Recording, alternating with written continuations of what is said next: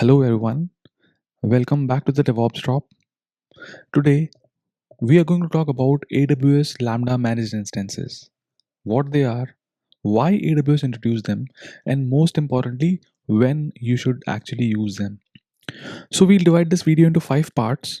Part 1, what is Lambda and when you should actually use it. Part 2, how Lambda internally works, and we'll talk about firecracker micro VMs, execution environments, and cold starts. In part 3, we'll talk about what changed with Lambda managed instances. In part 4, we'll talk about which to use when to use Lambda Default versus when to use Lambda managed instances. And in the last part, finally, we'll end up with a simple demo. What is AWS Lambda? At a high level, AWS Lambda is a serverless compute service. And serverless doesn't mean there are no servers. It means that you don't provision EC2 instances, you don't manage operating systems, and you don't worry about scaling or patching. You simply upload your code, you define a trigger, and AWS runs your code on demand. You only pay for the execution time, which is measured in milliseconds. Because of this model, Lambda is a great fit for event driven workloads. It works really well when the traffic is unpredictable, when execution time are short, and when you don't want to pay for ideal infrastructure. That's why Lambda is very commonly used for things like API backends, for file processing pipelines, for background jobs, stream processing, and some lightweight microservices. However, Lambda is not magic. Under the hood, AWS still needs some compute resources to run your code, and understanding how those compute resources are created and managed is important to understand both Lambda limitations as well as the motivation behind Lambda managed instances. When a Lambda function is invoked, AWS runs it inside something called a Firecracker micro VM. Firecracker is a lightweight virtualization technology built by AWS. It's faster and more efficient than traditional virtual machines, but it still provides strong isolation. Each micro VM has its own kernel, its own memory, and its own CPU utilization, which is one of the reasons that Lambda has such strong security guarantee as compared to some plain containers. Inside that Firecracker micro VM, AWS creates what is known as Lambda execution environment. This execution environment includes the runtime like Node.js, Python, or Java, your function code, your dependencies, and a small amount of ephemeral storage. When this environment is created for the first time, Lambda goes through the initialization phase where the runtime starts up and your code and dependencies are loaded into the memory. Only after that does your handler actually executes. You can think of it like a restaurant kitchen. The kitchen itself is an execution environment. It's fully stocked with stove, oven, recipes, ingredients, the preparation tools, and a work counter. When the kitchen opens or initializes, the grocery is unpacked, the fridge and pantry are stocked, the appliances are tested, vegetables are chopped, the stove is heated or the oven is preheated, and then it takes 5 to 10 minutes setup before the first customer is served. That's what happens in initialization phase. In the next phase, when the customer walks up with the order slip, the chef picks up the stocked ingredients from the pantry, cooks on the hot stove using the recipe, and then he plates the meal and hands it over. It's done in 30 seconds flat. The same thing happens in Lambda execution environment as well. When an event triggers, like S3 file upload or a API gateway request, Lambda delivers the complete event data to the handler function. Your code then executes using the already loaded runtime, memory, and dependencies. It processes the request, generates the response. Even after sending back the response, the Lambda execution environment doesn't die. It is still alive. And Lambda keeps these environments for around 5 to 30 minutes. So for the next request that is coming in, it skips every bit of initialization and it goes straight to the handler function. There is no boot up required, no code loading. It's just a pure execution with near zero overhead. So we can say that if Lambda can reuse the existing execution environment for the new invocation, your function starts quickly. That's what we call as warm start. If there is no warm execution environment available, say due to traffic spike or timeout, Lambda has to spin up a brand new Firecracker micro VM from scratch. It has to boot the runtime, download the code and dependencies all over again, and run the full initialization. And then, and only then invoke your handler, which can lead to latency. That's what we call as cold start. Cold starts are not always a problem, but the thing is that they are very unpredictable. Like for runtimes like Node.js or Python, a cold start might take a few hundreds of milliseconds, but for a heavier runtime like Java, .NET, it can easily be several seconds. Now, this unpredictability is one of the biggest trade-off of Lambda, especially for latency-sensitive applications. So before Lambda managed instances existed, we essentially had two choices. One was either to go with the default Lambda and accept the possibility of cold start in exchange of simplicity and lower cost. And the second option we had was to use a feature like provision concurrency, which essentially keeps some execution environments pre-warmed. Provision concurrency reduces the cold starts, but it introduces a new complexity for cost because now you're paying for the capacity even when it is idle, and you also have to think about scaling that capacity yourself. This is the gap exactly where Lambda managed instances come in. Lambda managed instances are AWS's way of providing more predictable performance while keeping the serverless experience intact. With the managed instances, your Lambda functions now run on dedicated, long lived compute capacity, and that AWS manages for you. These instances are not something you create or access directly, but they are more stable and more consistently reused compared to default Lambda execution environments. So, in short, we can say that in case of traditional Lambda, every function runs in a short-lived environment, and that environment comes and go depending on the demand.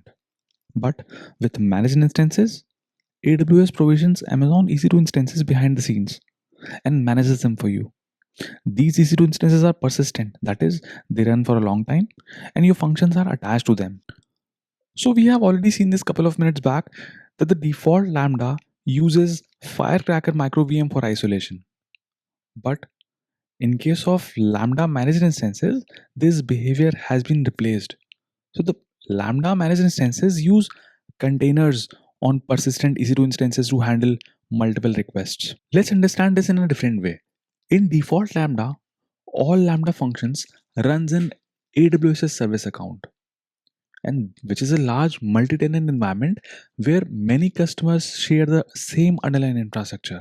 That means my Lambda function and your Lambda function are actually sharing the same infrastructure which is managed by AWS.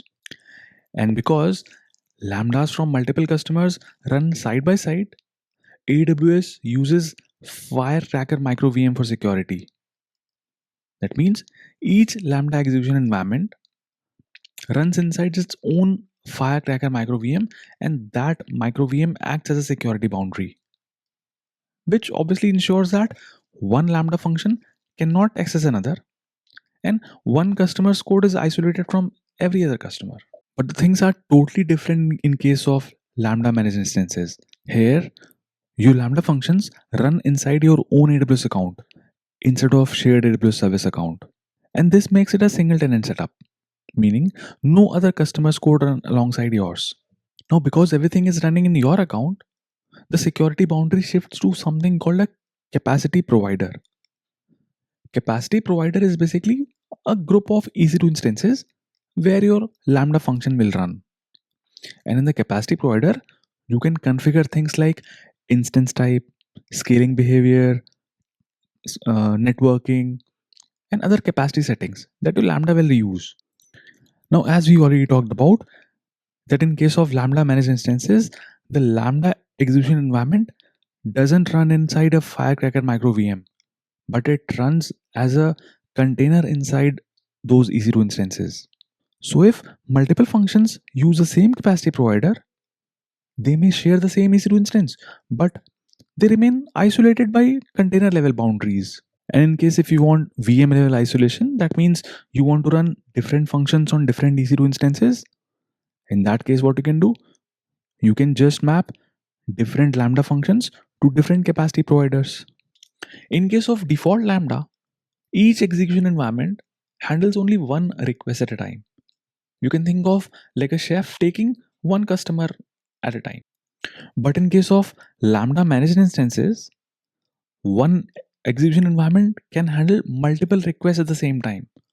You can think of like the kitchen cooking several orders simultaneously instead of just one. So this reduces cold start and you get much more performance predictability because now the EC2 instances stay warm and can handle multiple requests concurrently.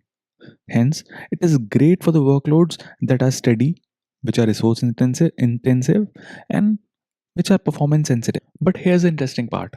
AWS still manages the lifecycle of these instances for you. You don't need to patch the OS yourself. You don't need to manage auto scaling groups. Neither you have to create any load balancers. That is all handled by the Lambda. So from the developer's perspective, you still build and deploy like Lambda. But under the hood, your functions run on persistent compute that is EC2 instances. Now this doesn't mean that managed instances are replacing the default Lambda. They're just solving a different problem. So let's understand in which use cases I would go and use default Lambda and in which cases using Lambda managed instances make more sense. So default Lambda is the best choice when your workloads are bursty, when the cold starts are acceptable, and when your cost efficiency is your top priority. Let's say if your function runs occasionally and it processes the event in the background and your function doesn't need a ultra low latency. So in that case, default Lambda will be usually the cheapest and the simplest option. On the other hand, Lambda managed instances will make more sense when you need consistent low latency. When your runtime is heavy, for example, some .NET and Java workloads, or when your application can benefit from execution environment reuse. Some of the use cases which you can think of, some high throughput APIs, Java and .NET services, machine learning inference endpoints, and some stateful processing that relies on in-memory data. These are all strong candidates for Lambda managed instances. In these cases, Lambda managed instances can give you better price performance and predictable execution. There is one more operational nuance that you have to consider before deciding whether to go for default Lambda or whether to go for Lambda managed instances is scaling behavior. If I talk about traditional Lambda, the traditional Lambda scales almost instantly to the incoming request. That is, it treats each new invocation as a chance to spin up a new execution environment. But the managed instances, they scale based on resource matrices like CPU and memory. They don't scale based on incoming request count. This means they scale more like EC2, which is ideal for steady workloads, but it might not react as instantly for extremely spiky traffic. The next factor to consider is the cost, because this is often where the decisions get real. With traditional Lambda, we know that we pay for per invocation and duration. But with managed instances, you pay for the EC2 compute capacity provisioned, which means the standard EC2 pricing applies. And also you can use things like savings plan and reserved instances. On top of that, there is a small Lambda management fees that AWS charges you. Let's understand how Lambda managed instances behave differently as compared to the Lambda default with the help of a demo. So in this demo, I'll create two Lambda functions. The first Lambda function I'll create using the compute type Lambda default. And the second Lambda function I'll create using the compute type Lambda managed instances. Let's see how differently they behave. So let's go and create our first Lambda function. I'm calling this Lambda function as Lambda Default Test. I will choose Python 3.14 as a runtime. There is an option of durable execution also, but we will talk about it some other day. Architecture, let's leave it default. Permissions, Here you can attach a role to your Lambda. So I'm creating a new role. I'll go to IAM.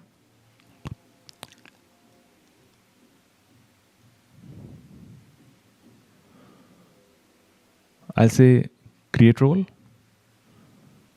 And since I'm creating a role for Lambda, so in the use case, I'll select commonly used services Lambda. Then next. Then in the permissions, the first permission that I'm choosing here is Lambda basic execution role. So this will give my Lambda function permissions to write logs to CloudWatch. And apart from this permission, you can add whatever permissions you want your Lambda to have. For example, you can give Lambda permissions to access your EC2 instances. You can give permissions for S3. You can give permissions for SNS or whatever you want. I'm choosing some and I'll say next. I'll give a name to my role. I'll call it Lambda role test 2026. Then I will review all the permissions and then I'll say create role. So the IAM role got created and now I'll attach this role to my Lambda function. I'll go to use existing role. I'll search for my role. I should find it and select it. Now in the additional configurations, I'll select the compute type. Here I have two options, Lambda Default or Lambda Managed Instances. So for this particular Lambda, I'm choosing Lambda Default.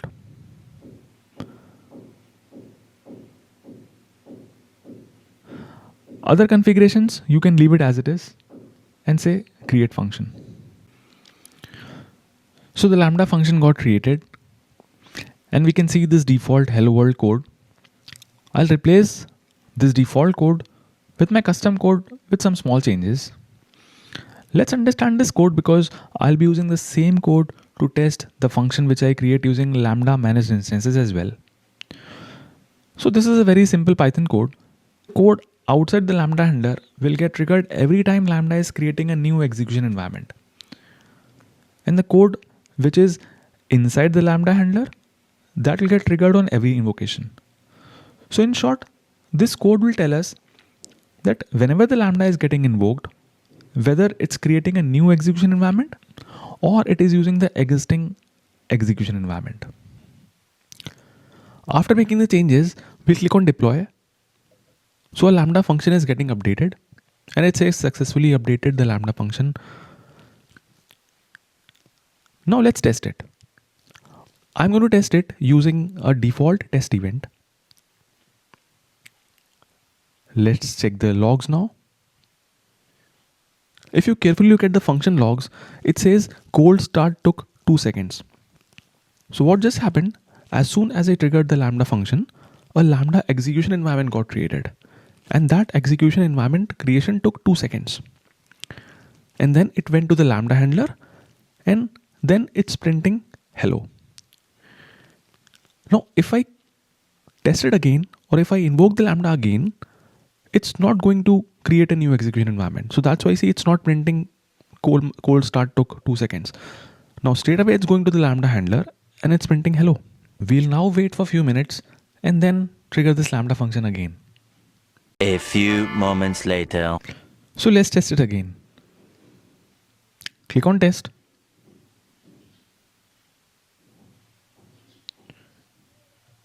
So if you look at the logs, you see cold start took 2 seconds. So what just happened? As soon as I trigger a Lambda function now, it created a new execution environment because the previous execution environment has already died. And this is what exactly the cold start is. Now again, if I test it, it would use the same execution environment again, which has just been created. The second Lambda function that I'll be creating will be using the compute type Lambda Managed Instances. Before creating that Lambda function, I need to create something called a capacity provider. This capacity provider option which you see on the left panel is a newly introduced option which lets you specify the configuration of the managed EC2 instances where your Lambda function will get executed. You can provide here your VPC, security group, instance type, auto scaling configuration, and other things. So we would go and click on create capacity provider. Let's give it a name. I'm calling it, let's say, test capacity provider. Choose a VPC in which you want your Lambda managed instances to be running. I'm choosing the default VPC. For this VPC, you can choose subnets. It's better to choose multiple subnets just to make your setup highly available. So I'm choosing 2 subnets, which will mean that 2 instances will get created, 1 in each subnet. Choose a security group. Then you need to provide the permissions to the Lambda service so that it can manage those EC2 instances. For this, let's go to the IAM console and let's go and create a IAM role. I'll go to roles and I'll say create role. So the role I have to create is for Lambda. I'll search for Lambda and next. Then I have to add permissions to this role. So the permission that I'm adding is AWS Lambda Managed EC2 Instance, EC2 Resource Operator. So these are the permissions that you are giving to a Lambda service, like EC2 describe instances, run instances, create network interfaces, etc. I'll select it and I'll say next. I'll give this role a name. Let's call it Lambda Capacity Provider role. You can review everything and then say create role.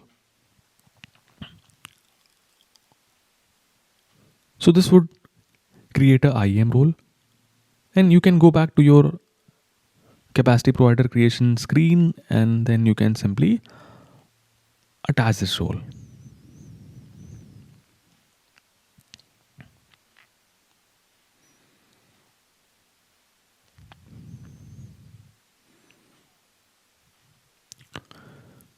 Then coming to the advanced settings, here you need to provide instance requirements. The first thing you have to provide is the architecture. You have to make sure that the architecture that you choose here needs to be compatible with the architecture configuration of the Lambda functions which you want to run in those managed instances. I'm choosing x86-64. Then you have to choose, then you can give preference on the instance type. I'll choose only allow instance type and I'll put here c5.xlarge. So you can give a preference depending on how resource intensive your Lambda function is. Then comes some auto scaling configuration where you can specify the maximum vCPU count. The maximum vCPU count is actually the limit that you specify just to save on the cost, and obviously depending on how much vCPUs your Lambda functions want. Then instance scaling mode. Here you can go with auto or you can go with manual. These are basically the settings which you can provide to scale your managed EC2 instances. So I'm choosing manual and I'll add a CPU policy and specify 70% as the average CPU utilization, which will be my threshold. Other things you can leave as default and say create capacity provider. So the capacity provider got created and here you can see function versions, which is indicating which Lambda functions are using or attached with this capacity provider. So currently there is none, and now you can create a Lambda function. So either you can create a Lambda function from here or you can go back to the Lambda dashboard and you can say create function. Give this function a name. Let's name it LMI or Lambda Managed Instances -test -lambda. I'll choose a runtime. Let's say the runtime I'm choosing is Python 3.14. There's an option of durable execution as well, which has been newly introduced, but let's park it for some other day. Now I'm choosing the architecture. Now again, you have to make sure the architecture which you're choosing here is same as the architecture that you have chosen for your capacity provider. And here I can use the same role which I gave it to my Lambda 1, which I created using default.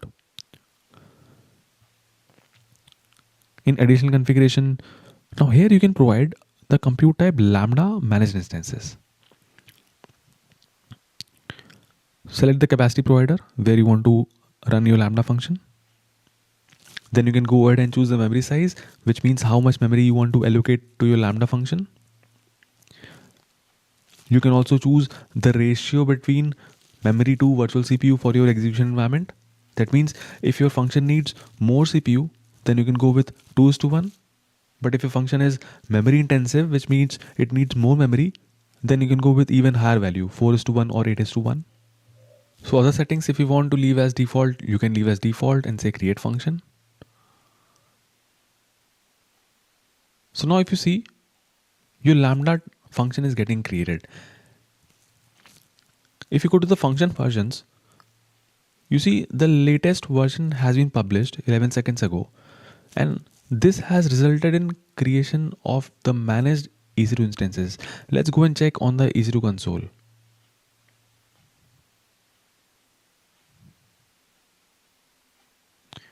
And the pending state, now they're running. These are the two managed instances where your Lambda functions will get executed. You don't have to worry about managing or patching them. You can't even connect to these instances. See, it's giving an error, access denied.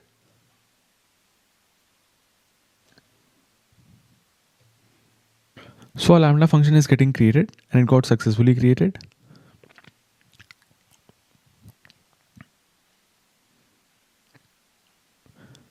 Let's look at the code.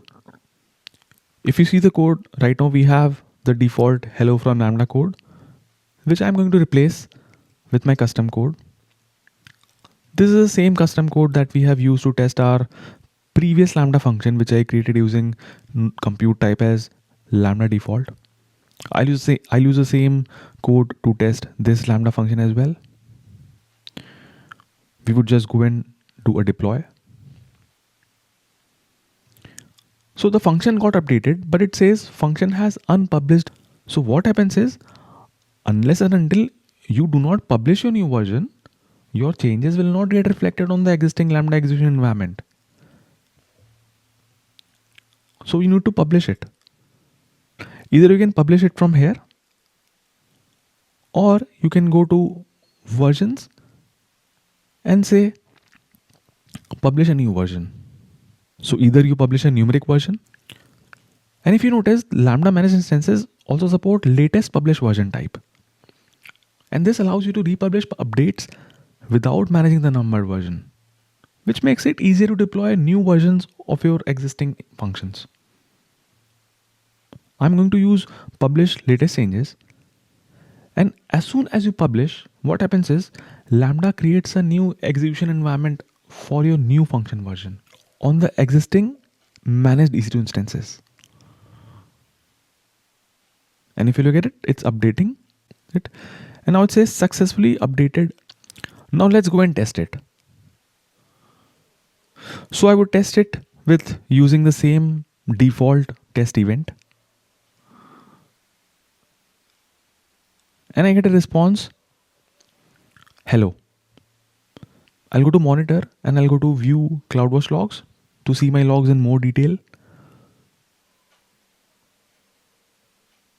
So this opens my log group. Let's open one of the stream.